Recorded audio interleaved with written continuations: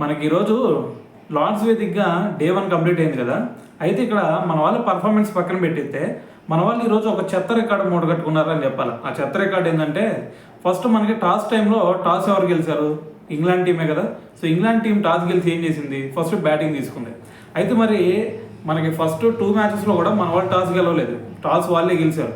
అయితే మరి వరుసగా ఇది 3వ సారి మన వాళ్ళు టాస్ ఓడిపోయారు. అయితే ఈ ఇయర్ మొత్తంలో చూసుకుంటే ఇది వరుసగా మన వాళ్ళు 13వ సారి టాస్ ఓడిపోవడం అనమాట. అయితే ఇప్పటి వరకు ఏ టీం కూడా 13 టైమ్స్ వరుసగా టాస్ ఓడిపోయిన సినారో లేదు. అయితే మరి మన వాళ్ళే ఫస్ట్ టైం ఈ చెత్త రికార్డు మూట కట్టుకున్నారు. అయితే మొన్నటి వరకు చూసుకుంటే ఈ రికార్డు వెస్టిండీస్ పేరు మీద ఉండేది. వాళ్ళు 1999లో వరుసగా 12 టైమ్స్ టాస్ ఓడిపోయారు అనమాట. సో ఇప్పుడు వాళ్ళని అధిగమించేసి ఆ రికార్డ్నే మన చేతిలో పెట్టేసుకున్నాం.